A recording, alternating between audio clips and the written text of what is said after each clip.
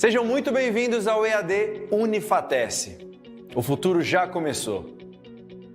Essa frase nunca foi tão verdadeira. A gente está vivendo a maior revolução tecnológica que a humanidade já viu. São novas formas de trabalhar, de empreender, novos jeitos de se comunicar, novas maneiras de ensinar e de aprender. E você está de parabéns por fazer parte dessa revolução digital aqui no Centro Universitário Unifatece, uma instituição de ensino inovadora e acessível que está levando educação de qualidade para todo o Brasil. Nossa rede de polos parceiros não param de crescer.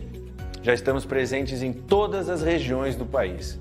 Ofertamos mais de 200 cursos de graduação e pós-graduação nas modalidades EAD e semipresencial. Com metodologia flexível e inovadora, nossos cursos estão organizados em trilhas de aprendizagem que facilitam o desenvolvimento acadêmico dos alunos de forma intuitiva e dinâmica.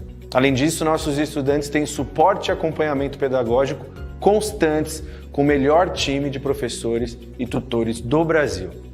E para os cursos e disciplinas que necessitam de atividades práticas presenciais, a gente criou os megapolos que contam com uma infraestrutura inovadora, com laboratórios totalmente equipados e tutores especializados. Viu só? É por isso que a EAD Unifatece é nota máxima no MEC. Centro Universitário Unifatece, fazendo o seu futuro.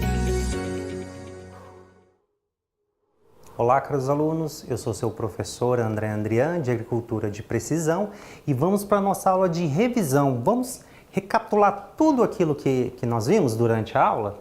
Bom, a agricultura de precisão ela foi desenvolvida com a finalidade de potencializar a produção agrícola e, ao mesmo tempo, utilizar de maneira responsável os recursos naturais empregados na cadeia desse setor. Então, assim, essa tecnologia passou a ser uma forte aliada na conservação do meio ambiente.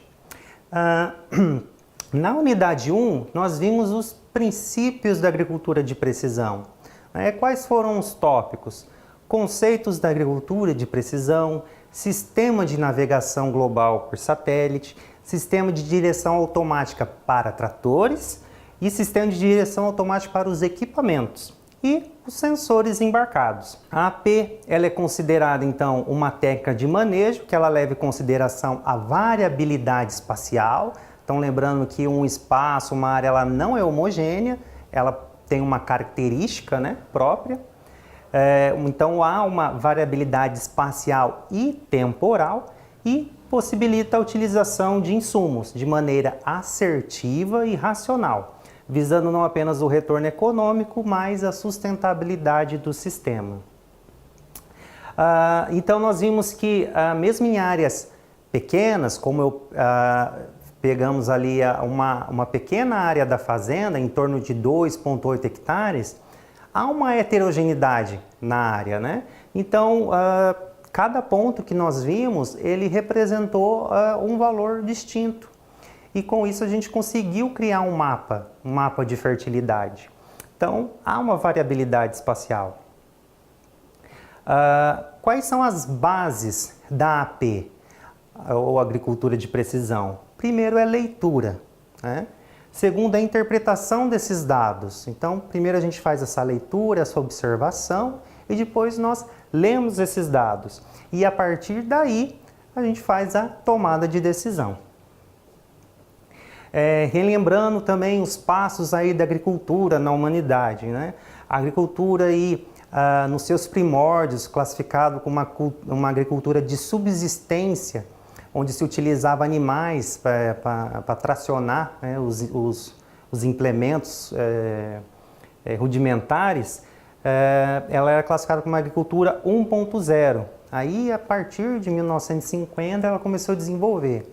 Então, 1950 já era agricultura 2.0, que ela é caracterizada pela Revolução Verde. O que é essa Revolução Verde? É o advento de produtos químicos, para o controle de pragas. E a mecanização agrícola passou a fazer presente também nesse período. Em 1990, aí passou o GPS fazer parte do uso civil. Então, lembrando que na década de 80 o GPS era uso exclusivo militar Depois, a década de 80 passou a ser de uso civil e a partir daí utilizou-se na agricultura, né? Aí foram os primeiros passos da agricultura de precisão e o uso de biotecnologia. Essa é a agricultura 3.0. E a agricultura 4.0, ela já é referente ao uso de sensores e imagem de satélites. Falando em satélites, vamos relembrar que o sistema de navegação global, né, o GPS, ele é composto por ao menos 24 satélites, que eles vão fornecer aos receptores, né, a posição que os mesmos se encontram na Terra. Então, as formas como eles orbitam, ele permite que pelo menos 4 satélites possam enviar o seu sinal e realizando a triangulação. Então, vamos relembrar. Para ocorrer o fechamento de uma provável área, há necessidade de 2 satélites que se cruzam. Um terceiro satélite, ele dá 2 pontos prováveis. Apenas o quarto satélite que lhe dará a posição exata do receptor. E falando em receptores, né, e aí partimos para o sistema de direção automática para tratores. Então, lembrando que esse sistema de direção automática, eles são compostos por 5 ferramentas, que é o receptor GNSS, o computador de bordo, o sistema inercial, a válvula atuadora eletrohidráulica, que é aquela que é acoplada na direção, que corrige, né, o esterçamento do trator, e o sensor para observar a angulação do esterçamento do trator. E essas primeiras pesquisas para a automação dos tratores surgiram na década de 2000, sendo utilizado o trator eletrohidráulico no sistema de direção.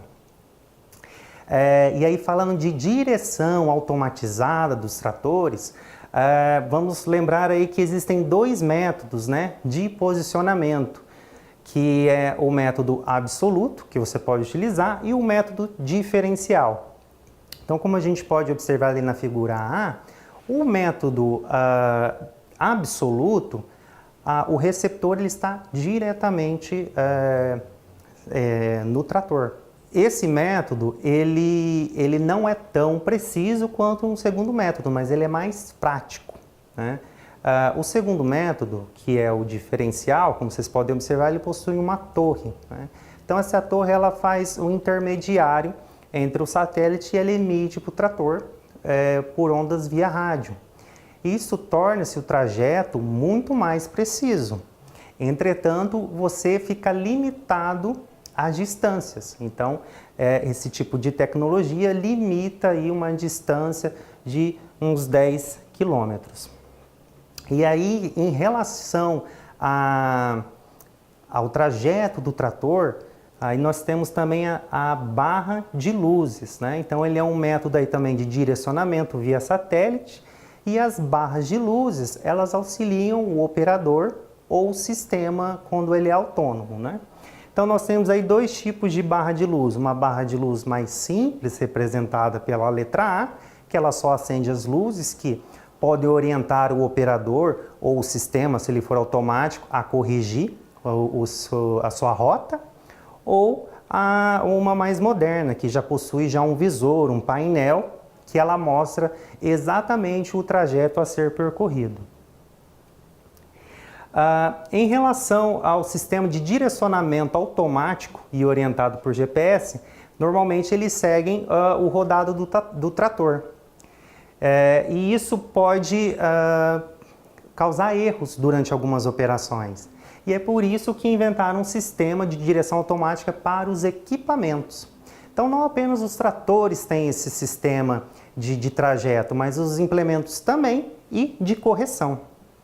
O que pode ocorrer na ausência desses componentes que corrigem o trajeto no implemento? Se nós estivermos falando de uma semeadora, por exemplo, pode-se pular uma linha de semeadura. Isso traz muito prejuízo, né, ao longo do cultivo. E para isso, os sistemas que compõem essa correção de trajeto para os equipamentos, eles podem ser de 2 tipos. Então nós vimos que ele pode ser o ativo, sistema ativo, e o sistema passivo. Vamos relembrar lá qual que é o sistema ativo. O sistema ativo é que ele possui os atuadores eletrohidráulicos de cilindro, como exemplo, né? É aqueles que o implemento ele corrige em virtude do trajeto do trator. Então, observando lá a figura A, quando não há esse corretor ali na barra de tração, esse atuador, né, então ocorre um erro ali da aplicação de algum produto qualquer que fosse aplicado. Já na figura B, com a presença do atuador, a gente observa que houve o traçado correto e a aplicação no local correto. Já o sistema passivo é ao contrário, ele visa primeiro o alinhamento do implemento. Então o implemento ele é a prioridade no sistema e o trator que deve se adequar. Então como a gente pode observar ali, o trator ele está um pouco inclinado, mas o implemento ele tem que estar conforme o trajeto designou. E aí também nós falamos sobre os sensores, né? Os sensores embarcados, que eles podem estar tanto nos implementos ou como nos tratores. Então nós temos os sensores ópticos, lembrando que os sensores ópticos é a partir da reflectância de um objeto, do seu comprimento de onda. Assim ele pode identificar o que é esse objeto e como ele está. Então, por exemplo, uma planta que está com deficiência nutricional de nitrogênio, por exemplo, ele consegue identificar essa clorose, que ele está uma folha mais amarelada, não o tom que deveria ser, um verde, né? Ele pode identificar a presença de plantas daninhas de acordo com a arquitetura da planta, ele pode diferenciá-lo. Em relação ao sensor de velocidade, e aqui a velocidade, lembrando que ela é extremamente importante para a agricultura, porque é a partir da velocidade de deslocamento do trator ou do implemento que se realiza os cálculos da quantidade de adubo a ser aplicada, de aplicação de defensivo ou de semente a ser semeado. Esse sensor ele é aplicado no eixo e no rodado, e à medida que vai completando essa rotação, ele vai quantificando a velocidade. Sensor de proximidade, então fizemos até uma analogia que ela é similar aos sensores do carro, né? Que ela emite uma energia e quando essa energia ela encontra o objeto, ela retorna. Então esse tempo de trajeto que ela leva para emitir e retornar, ela calcula a distância para saber se esse objeto está próximo ou não. Na agricultura, onde que ela pode ser utilizada? Para observar se há falhas. Porque se há falhas na linha de plantio, se não há plantas, ele consegue detectar através desse tempo de resposta. Sensores de pressão. Vimos que os sensores de pressão ele está presente em autopropelidos, né, em barras de pulverização. Então, quando você tem algum problema nos emissores, seja por entupimento ou não está operando ou emitindo a vazão que deveria emitir, esse sensor ele consegue captar e ele consegue informar no painel do veículo. E também vimos sensores de fluxo, aí que estão presentes nas colhedoras, né? Principalmente ali na plataforma para subir o grão limpo para o tanque graneleiro. Então ele consegue aferir o volume do grão que está sendo depositado. E aí nós vimos na unidade 2, que foi sobre o princípio do levantamento georreferenciado, né? Nós vimos então o levantamento georreferenciado e o sensoriamento remoto. Nós vimos quais são os primeiros passos para você realizar os pontos, né? Fazer umas primeiras coletas nos pontos de uma área. Então, vimos que existem alguns métodos que você pode utilizar, né? Que falamos aí da geoestatística e que esses pontos eles podem ou não estar correlacionados entre si, né? Aí um dos primeiros pontos é um caminhamento em transversal, que você vai observando as distinções dessa área. Então, lembrando que um primeiro caminhamento na área, observando a diferença de textura de solo, de coloração, presença de plantas daninhas, já é um fator determinante para você ter um ponto de referência, um ponto de coleta. E aí tem outros tipos de amostragem, né? A amostragem de grade. Lembrando que a amostragem de grade é como se eu pegasse a área e dividisse em inúmeros quadradinhos, né? É como nós fizemos utilizando o software. O espaçamento entre cada ponto nós determinamos de 30 metros, né? Então, seria os nossos quadrantes. E aqui na grade é exatamente. Só que em relação às amostragens de grade, nós temos um ponto amostral e as suas subamostras, que são independentes, não serão misturadas. Essas subamostras, então, nós sabemos que elas podem compor características iguais ao ponto amostral que a gente está observando, ou se é o outro ponto amostral. Vimos também amostragens do tipo célula. Então, é igual a do de grade, nós separamos a área em pequenos quadrados, mas ao invés de fazer uma coleta de análise de solo e cada coleta ser independente, não. Aqui nós vamos misturar toda essa coleta, só vai gerar uma média. Então, ela vai ter uma média para representar essa célula, né? A célula 1, a célula 2 e assim por diante. E um outro método também de amostragem é a partir de trabalhos já realizados na área, né? Trabalhos anteriores. Então, como exemplo ali, mapas de produtividade. Então, podemos ter como pontos de partida partes da área que seja de baixa produção, de baixa produtividade, né, de fertilidade, o que está ocorrendo, se é compactação, aí fazer análises com o penetrômetro, né, ou se é fertilidade, aí com o uso dos perfuradores, e dessa maneira a gente consegue elaborar um mapa mais específico. E aí, falando das ferramentas utilizadas para o levantamento georreferenciado, né? Então, nós temos aí o trado, algo manual, que você retira o solo. Já temos o uso de algumas máquinas, né? Seja aí a máquina que utiliza energia, bateria, né? Como a gente pode observar ali na figura B, ou máquinas aí a combustão, como podemos observar na figura C. Isso é em relação aos amostradores para coleta de fertilidade. Amostradores, como nós queremos observar a compactação desse solo, a densidade desse solo, aí nós usamos o penetrômetro. E aí vimos que a gente tem um penetrômetro manual e o penetrômetro que ele já é mais desenvolvido, ele possui uma bateria, né? Ele é hidráulico. A vantagem do manual é o seu preço. E a vantagem do hidráulico é que ele consegue operar na velocidade constante a sua execução para penetrar o seu sensor no solo.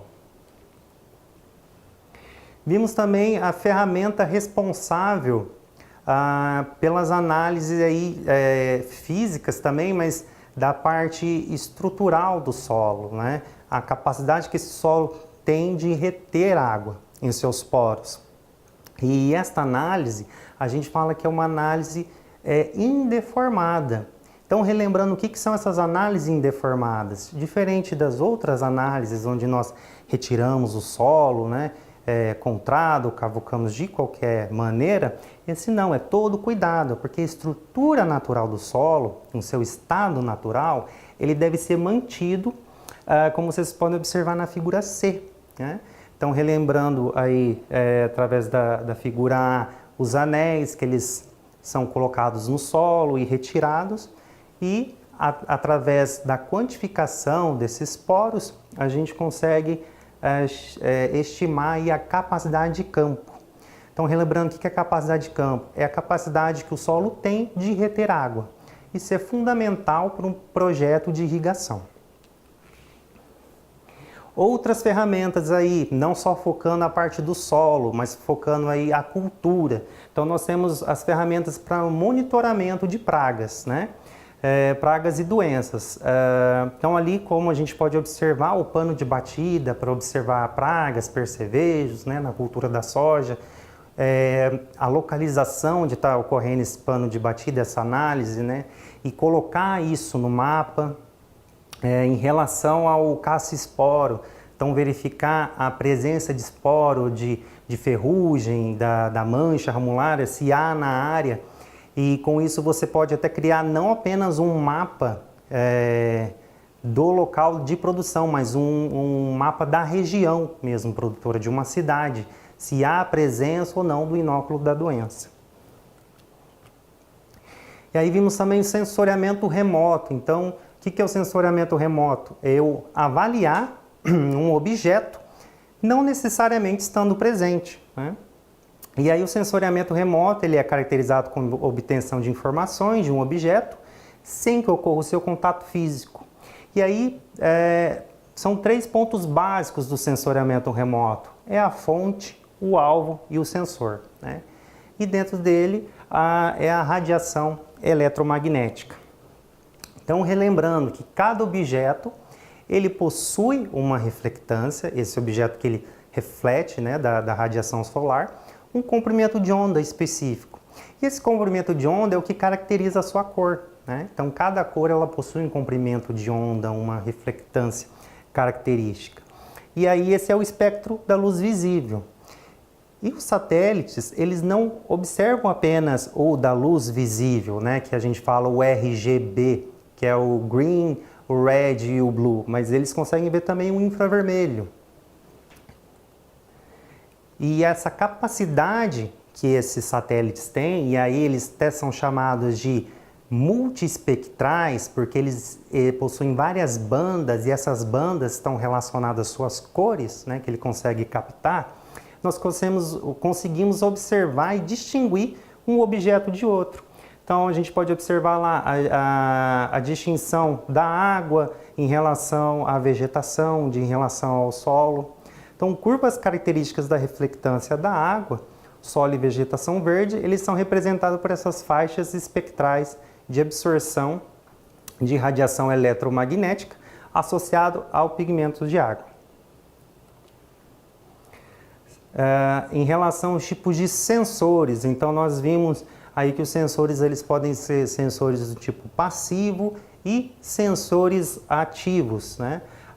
Os sensores passivos eles são responsáveis por registrar energia eletromagnética refletida ou emitida pelo alvo através da radiação solar, né? Ou da radiação termal emitida. Já os sensores ativos, aqueles que proporcionam fonte de energia própria, né? E aí pode ser os sonares e os radares. Qual que é a utilidade disso? Como nós podemos observar no estudo de caso com o satélite Landsat, né, que possui 11 bandas, então cada banda, se nós configurarmos e alocarmos de N maneiras, nós conseguimos obter alguma informação. E os sensores, eles conseguem captar isso. Então, dentro da distinção de um solo para uma planta, ele também consegue identificar qual tipo de solo ele é. E como a gente pode observar aqui na primeira figura, em relação a um argissolo com um latossolo, eles se diferenciam pelo seu fator de reflectância e o seu comprimento de onda. Em relação a uma folha, esses sensores eles são capazes de identificar se essa folha está seca, se essa folha está em plena atividade fotossintética, ou se é um solo, ou se é uma folha que está com deficiência hídrica. Unidade 3. Então, na unidade 3, nós conhecemos a ferramenta QGIS, né? Então, o que nós vimos? Nós confeccionamos um mapa georreferenciado, o mapa da nossa fazenda experimental, né? Nós localizamos a área dessa fazenda e determinamos os pontos amostrais. Então, a fazenda como um todo, nós não utilizamos, só utilizamos apenas uma área, né? Uma parte da fazenda, e o nosso objetivo foi realizar o levantamento para necessidade de calagem. Utilizamos a ferramenta QGIS, e aí lembrando que o professor recomendou inicialmente, busca o local pela extensão do Waze, que facilita a visualização. Uma visualização pelo satélite, só por imagem, às vezes dificulta você localizar o ponto exato que você irá trabalhar. Então, primeiro a gente faz uma busca pelo Waze e depois nós utilizamos o satélite, o Google Satélite. E aí, achando a nossa área, nós iremos delimitar a nossa área. Então, para isso, nós iremos criar um arquivo shapefile, né? Como foi dito na nossa aula com o programa QGIS. Então, nós criaremos um polígono e iremos traçar essa área delimitada. Lembrando que, a princípio, as informações geográficas do nosso mapa, ela vai estar em WGS, e como ela está em graus, nós não utilizamos em graus, né? Porque a cada grau, aí, em torno de 100 km, pensando em agricultura de precisão, o erro é gritante. Então, utilizamos a UTM, que é em metros. Então, as coordenadas ela é em eixo cartesiano, X e Y, que é o que nós fizemos a alteração, né? Utilizando o CIRGA 2000 e o UTM da zona 22, que é em relação à zona onde se localiza a nossa fazenda. Para criar os nossos pontos, lembrando que nós fomos em vetor, investigar, e pontos regulares, nós estimamos os pontos, que cada ponto eles serão espaçados aí em torno de 30 metros, né? E lembrando que nós estamos utilizando a camada de saída, né? A base do nosso mapa é em UTM. Para recortar, utilizamos o vetor, geoprocessamento e na opção recortar, para que aqui os pontos eles só fiquem apenas na nossa área de estudo. E aí depois nós passamos a inserir as coordenadas desse ponto, né? Como que foi criar esses pontos? Então nós fomos em calculadora de campo, nós adicionamos através da calculadora de campo o cifrão X e criamos a coluna X dos nossos pontos e a coluna Y. Então, com isso nós obtivemos a coordenada de cada ponto, para que posteriormente a gente realize a coleta de análise de solo nesses pontos e transfira o resultado nesses respectivos pontos, né? Então, como que foi para transferir esses pontos? Então, nós passamos essas informações aí das coordenadas geográficas, transformamos esse arquivo em um arquivo de planilha e através dessa planilha do Excel, nós anexamos as informações que a gente queria da nossa análise de solo, que é em relação ao CTC e o V%. E depois nós inserimos novamente no programa. E aí partimos para a unidade número 4, o mapa temático e agricultura em taxa variável. Então nós vimos a confecção do mapa por ligagem através dessa informação que nós pegamos do resultado da análise de solo, né, e passamos para essa planilha e retornamos ao programa, e agricultura utilizando taxa variável.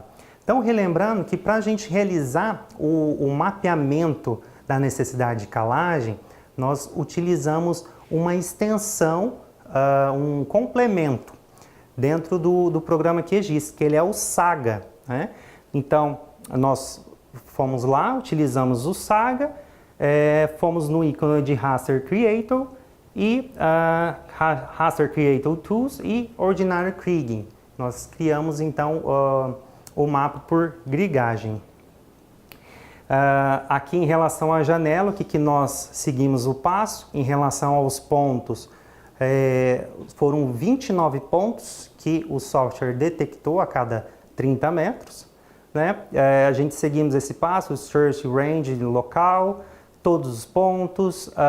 Em relação à predição, o que nós estávamos avaliando? Se era CTC, colocava CTC, né, marcava, ou V%, e aí nós tínhamos o nosso mapa.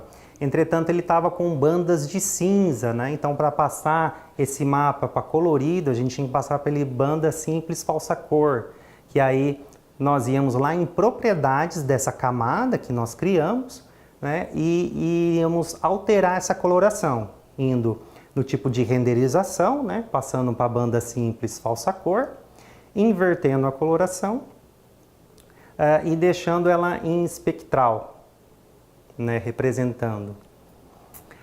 Em relação à necessidade de calagem, o cálculo, então lembrando lá que a gente fez aquela formulazinha, utilizando as duas camadas que a gente criou, de CTC e V%.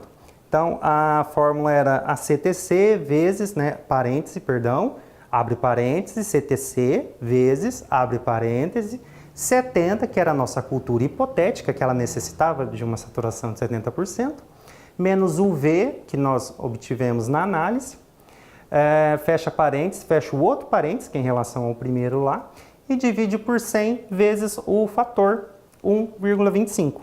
Então, com isso, nós obtivemos o mapa de necessidade de calagem, né? E aí nós temos que fazer esse recorte do mapa de necessidade de calagem, como nós fizemos, e sempre observando a camada de entrada, a camada de máscara e quais são as unidades, né, de localização, que nós estamos usando o UTM. Com isso, nós fizemos o mapa, né, de necessidade de calagem da área e que nós observamos que a área ali próximo à direita, ela está uma área com mais deficiência, né, que ela obteve um V% mais baixo. Isso para nossa cultura não é ideal. Então, certamente essa área de coloração alaranjada e vermelha era uma área que traria um déficit aí para a nossa cultura. Em relação a delimitar essa área, né, então a gente tem a opção de delimitar tanto utilizando um GPS a campo ou fazendo uma delimitação utilizando o software, né? Lembrando que a realização utilizando um GPS de campo, ele é mais preciso. Entretanto, se dá o trabalho de fazer todo esse mapeamento lá novamente no campo. A utilização do software, você não tem esse trabalho, mas ele também não é tão preciso. De qualquer forma, nós obtivemos aí o nosso mapa de fertilidade, né, da área, vamos supor assim.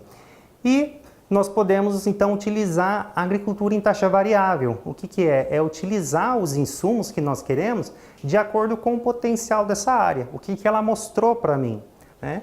Então, o que nós observamos lá? Que a área de baixa fertilidade, que representa 0,44 hectares, a gente pode colocar menos plantas por metro, né? Diferente da área de maior hectares, né? Que a área verde, que representa aí a área mais produtiva, de 1,3 hectares. E aí a gente pode estipular a semeadura, né? Então, uma região com baixa fertilidade, usar 5 plantas, né, espaçadas a 20 metros, intermediária, 10 plantas espaçadas a 10 centímetros e de 20 plantas por metro espaçada a 5 centímetros. Então, se a gente observar aqui na população de plantas, o que a gente pode observar? Que a área que ela possui maior fertilidade, que ela tem maior capacidade de ter aumento de produção, é a área que eu vou investir mais. Então, a gente observa no stand final, eu posso ter 493 mil plantas, porque eu sei que essa área ela é fértil, e na área que ela não é fértil, eu não tenho essa necessidade de investir em plantas, então eu posso colocar 123 mil. Aí eu posso investir na correção desse solo posteriormente. E aí vamos para o nosso fórum, né? O que foi dito? O nosso tema do fórum é agricultura de precisão, expectativa para o futuro. E aí eu fiz uma pergunta para vocês, alunos. Vocês acreditam que a agricultura de precisão passou a ser um princípio básico e obrigatório para a implantação da agricultura? E aí, em relação ao texto que consta no link aí de vocês, como você compreende que a agricultura de precisão pode estar presente neste novo método de cultivo? Em relação à nossa atividade prática de aprendizagem, então qual foi o nosso tema? Descreva quais levantamentos devem ser realizados para verificação das condições da área em termos de compactação, fertilidade e implantação da irrigação. Então, para auxiliá-lo nessa atividade, retome o conteúdo sobre as ferramentas utilizadas para a amostragem do solo na unidade número 2. E aqui, pessoal, para finalizar, eu deixo duas referências aqui em relação ao tema que diz, ao uso do software. O segundo autor, o Corte, ele é um e-book totalmente gratuito, vocês podem encontrar na internet, pode estar fazendo o download. Ele é da publicação da UFPR e vocês podem estar adquirindo aí na internet gratuitamente. Sendo assim, caros alunos, agradeço a atenção de todos, deixo aqui outras referências que vocês também podem estar pesquisando para se aprofundar mais no tema. Obrigado.